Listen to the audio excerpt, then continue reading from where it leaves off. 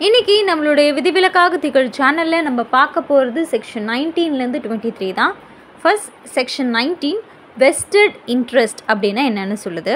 Favour of a person without specifying time. So ஒரு நபருக்கு சாதகமாக ஒரு ப்ராப்பர்ட்டியை கொடுக்குறாங்க, ஆனால் எந்த ஒரு கால வரையறையும் குறிப்பிடலை.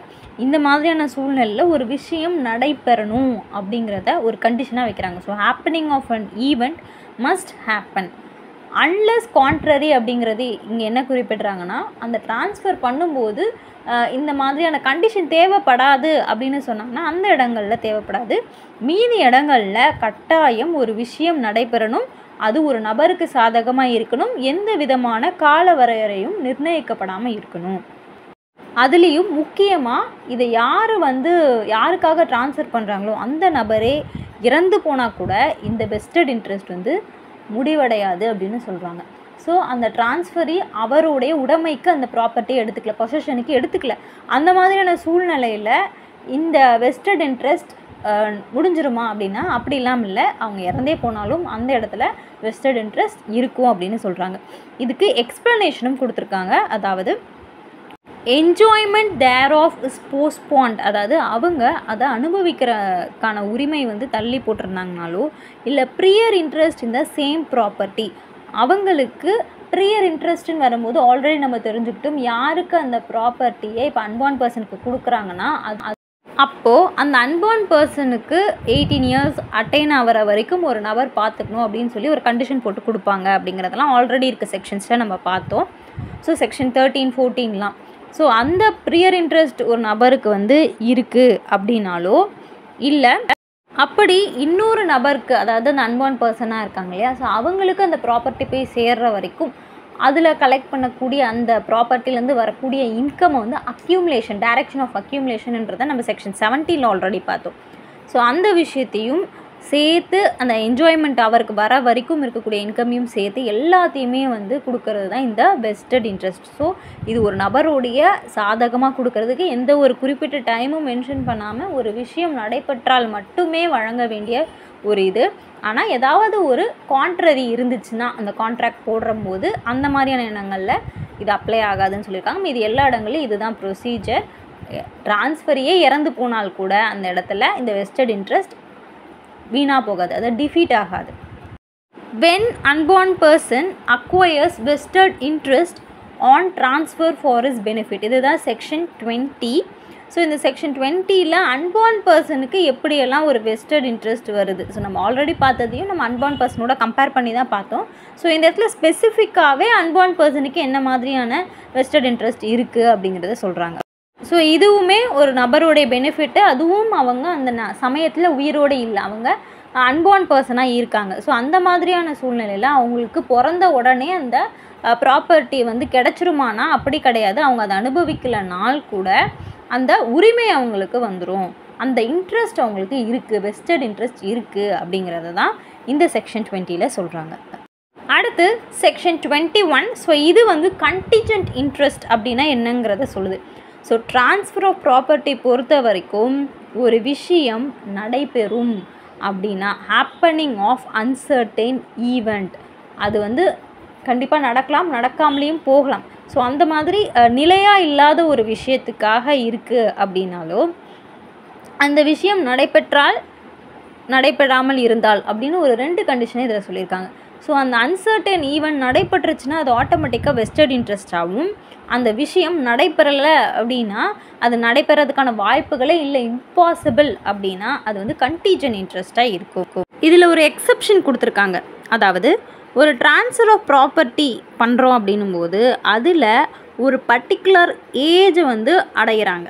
ஸோ அதில் யாருக்கு பலன் கிடைக்கணுமோ அந்த நபர் ஒரு பர்டிகுலர் ஏஜ் அடைஞ்ச பிறகு அவங்களுக்கு இந்த ப்ராப்பர்ட்டியில் எல்லா இன்கமும் சேர்த்து அது எல்லாமே கொடுக்கணும் அப்படின்னு சொல்லி ஒரு ட்ரான்ஸ்ஃபரர், யார் அதை ட்ரான்ஸ்ஃபர் பண்ணுறாங்களோ அவங்க டைரக்ட் பண்ணாங்க அப்படின்னா அதுபோல் வரக்கூடிய இன்ட்ரெஸ்ட்டை கண்டிஜென்ட் இன்ட்ரெஸ்ட்டுன்னு சொல்ல முடியாது அப்படின்னு சொல்கிறாங்க. இதை வந்து நம்ம வெஸ்டட் இன்ட்ரெஸ்ட்டில் ஆல்ரெடி பார்த்தோம். ஸோ அவங்க அந்த ப்ராப்பர்ட்டியில் வர இன்கம் எல்லாத்தையும் அக்யூமுலேட் பண்ணி அதை வந்து அவர் என்ஜாய்மெண்ட் பண்ண டைம் வரும்போது அதை கொடுத்துடணும் அப்படிங்கிற மாதிரி பார்த்தோம். ஸோ இது வந்து கண்டிஜென்ட் இன்ட்ரெஸ்ட்டுக்கும் வெஸ்டட் இன்ட்ரெஸ்ட்டுக்கும் உள்ள டிஃப்ரென்ஸ். ஸோ இதை இன்னுமே கான்செப்டை புரிஞ்சுக்கணும் அப்படின்னா, இல்லை அண்டர்ஸ்டாண்ட் பண்ணிக்கணும் அப்படின்னா, இந்த பேராக்கில் கொடுத்துருக்க டேர்ம்ஸ் கொஞ்சம் கன்ஃபியூஸ்டாக தான் இருக்கும். ஸோ நம்ம சிம்பிளாக அண்டர்ஸ்டாண்ட் பண்ணிக்கலாம். வெஸ்டட் இன்ட்ரெஸ்ட் அப்படிங்கிறது அந்த டைமில் அந்த பர்சன் உடனடியாக அவங்களுக்கு கிடைக்கிற மாதிரியான ஒரு விஷயமா இருக்கும். ஸோ ஒரு அன்பார்ன் பர்சன்னா கூட அவங்களுக்கு அது அவங்க பர்த் வந்தோடனே அவங்களுக்கு அதில் உரிமை வர மாதிரி இருக்கும். அதே போல் வந்து லிவிங் பர்சன் அப்படின்னா அவங்களுக்கு அதில் ப்ரியர் இன்ட்ரெஸ்ட் இருக்கும். ஸோ இது மாதிரி அவங்க அனுபவிச்சிட்ருக்காங்க அப்படின்னும்போது அது வெஸ்டட் இன்ட்ரெஸ்ட்டில் வரும். கண்டிஜென்ட் இன்ட்ரெஸ்ட் அப்படின்னும்பொழுது அது ஒரு இம்பாசிபிள் ஈவெண்ட்டாக, ஒரு அன்சர்டைன் ஈவெண்ட்டாக கூட இருக்கலாம். ஸோ இந்த மாதிரியான ஒரு விஷயம் நடைபெற்றால் அது உனக்கு இந்த இன்ட்ரெஸ்ட் கிடைக்கும். இப்போ பேரனுக்கு இந்த ப்ராப்பர்ட்டி போய் சேரணும் ஆஃப்டர் த டெத் ஆஃப் அந்த பேரன் அப்படின்னு சொன்னோம்னா, அப்போ அந்த பேரனுடைய இறப்பு எப்போ நிகழும் அப்படிங்கிறது வந்து ஒரு அன்சர்டைன் ஈவெண்ட். அதுக்கு டைம் ஸ்பெசிஃபை பண்ணாமல் இருக்குது. வெஸ்டட் இன்ட்ரெஸ்ட்லேயும் அது டைம் ஸ்பெசிஃபை பண்ண முடியாது. பட் இதில் அது ரொம்பவே அன்சர்டன் ஈவெண்ட், அது ஈவன் இம்பாசிபிளாக கூட இருக்கலாம். ஸோ அந்த மாதிரி எழுதக்கூடிய இன்ட்ரெஸ்ட் வந்து கண்டிஜென்ட் இன்ட்ரெஸ்ட் அப்படின்னு நம்ம சொல்லுவோம். வெஸ்டட் இன்ட்ரெஸ்ட்டுக்கும் கண்டிஜென்ட் இன்ட்ரெஸ்ட்டுக்கும் ஆன வேறுபாடு என்னென்ன? ஸோ டிஃப்ரென்ஸ் பொறுத்த வரைக்கும் வெஸ்டட் இன்ட்ரெஸ்ட் செக்ஷன் 19 சொல்கிறாங்க, கண்டிஜென்ட் இன்ட்ரெஸ்ட் செக்ஷன் 21 சொல்கிறாங்க. வெஸ்டட் இன்ட்ரெஸ்ட் வந்து அது ட்ரான்ஸ்ஃபர் பண்ண உடனே அவங்களுக்கு அதில் இன்ட்ரெஸ்ட் வந்துடுது. ஆனால் கண்டிஜென்ட் இன்ட்ரெஸ்ட் அப்படிங்கிறது ஒரு விஷயம் அன்சர்டனாக இருக்கக்கூடிய விஷயம் நடந்தால் இல்லை நடக்காமல் போனால் மட்டுமே அந்த கண்டிஜென்ட் இன்ட்ரெஸ்ட் அப்படிங்கிறது இருக்க போகுது. இது வந்து complete and perfect title vested interest பொறுத்த வரைக்கும். கண்டிஜென்ட் இன்ட்ரெஸ்ட் அப்படிங்கிறது ஒரு அன்சர்டைன் ஈவெண்ட். இது வந்து vested interest heritable. Contingent interest வந்து ஹெரிட்டபிளாக இருக்கணும் அப்படிங்கிறது இல்லை. ஆனால் அதில் ஏதாவது ஒரு பலன் கிடைக்கக்கூடிய சூழ்நிலை அமையுது அப்படின்னா அந்த சமயங்களில் இருக்கலாம் அப்படிங்கிறத சொல்கிறாங்க. வெஸ்டட் இன்ட்ரெஸ்ட்டில் எந்த ஒரு கண்டிஷனும் இருக்காது, இந்த விஷயம் நடந்தால்தான் அப்படிங்கிற மாதிரி கிடையாது. இது ஏன்னா அது இயற்கையாகவே நடக்கக்கூடிய விஷயம். ஆனால் கண்டிஜென்ட் இன்ட்ரெஸ்ட் அப்படிங்கிறது ஒரு விஷயம் நடைபெற்றாலோ இல்லை நடைபெறாமல் இருந்தாலோ மட்டும்தான் அது அப்ளை ஆகும் அப்படிங்கிறத சொல்கிறாங்க.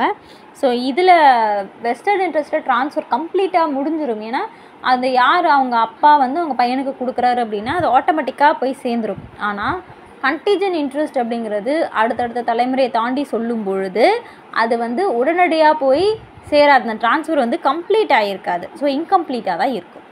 Section 22 transfer to member of class who attain a particular age. So இந்த ட்ரான்ஸ்ஃபர் ஆஃப் ப்ராப்பர்ட்டி பொறுத்த வரைக்கும் இந்த பர்டிகுலர் ஏஜை வந்து அட்டைன் பண்ணியிருக்கணும் அப்படின்னு ஃபிக்ஸ் பண்ணியிருக்காங்க அப்படின்னா அந்த மாதிரி இருக்கக்கூடிய கிளாஸ் ஆஃப் பீப்புளுக்கு மட்டும்தான் அந்த ட்ரான்ஸ்ஃபர் வந்து செல்லும். அப்போ தான் அந்த ட்ரான்ஸ்ஃபர் வந்து ட்ரான்ஸ்ஃபரே ஆகும் அப்படிங்கிறத சொல்கிறாங்க. அந்த பர்டிகுலர் ஏஜ் அட்டைன் பண்ணாதவங்களுக்கு கண்டிப்பாக ட்ரான்ஸ்ஃபர் பண்ண முடியாது அப்படிங்கிறத இந்த section 22. Section 23 transfer contingent on happening of a specified uncertain event. So ஒரு ஸ்பெசிஃபைடு அன்சர்டைன் ஈவெண்ட் நடைபெற்றுச்சு அப்படின்னா அந்த சூழ்நிலையில் என்ன செய்யலாம் அப்படிங்கிறது செக்ஷன் 23 சொல்லியிருக்காங்க. அதாவது ஒரு ட்ரான்ஸ்ஃபர் ஆஃப் ப்ராப்பர்ட்டியை ஒரு பர்டிகுலர் பர்சனுக்கு கொடுக்குறோம். அது வந்து ஒரு அன்சர்டைன் ஈவெண்ட்டாக இருக்குது. அதில் எந்த ஒரு டைமும் அவங்க மென்ஷன் பண்ணல. ஸோ இந்த டைமுக்குள்ளே இந்த விஷயம் நடைபெறணும் அப்படின்னு சொல்லலை. ஏன்னா அது ஒரு அன்சர்டைன் ஈவெண்ட். ஸோ அப்படி இருக்கக்கூடிய விஷயத்துக்கு அதுக்கு முன்னாடி ஏதோ ஒரு இன்ட்ரெஸ்ட் இருக்குது, இல்லை அதுக்கு இடைக்காலத்தில் ஏதோ ஒரு இன்ட்ரெஸ்ட் தர வேண்டியது இருக்குது அப்படின்னா அந்த மாதிரியான சூழ்நிலையில் இந்த இன்ட்ரெஸ்ட் வந்து செயல்படாது. இது வந்து சீசஸ் டு எக்ஸிஸ்ட். இது இந்த இன்ட்ரெஸ்ட் வந்து செயல்படாது அப்படிங்கிறத சொல்லியிருக்காங்க. இதுக்கு எக்ஸாம்பிள் ஒன்று பார்ப்போமா? இப்போது ஒரு அப்பா இருக்காங்க. ஸோ அந்த அப்பா வந்து அவங்களுடைய பேரனுக்கு, அதாவது அந்த தாத்தா அவங்க பேரனுக்கு அந்த சொத்தை வந்து எழுதி வைக்கிறார். என்னென்னா என்னுடைய மகன் வந்து உயிரோடு இருக்க வரைக்கும் அவர் அனுபவிச்சுக்கலாம், அதன் பிறகு என்னுடைய பேரனுக்கு அப்படின்னு எழுதி வைக்கிறாரு.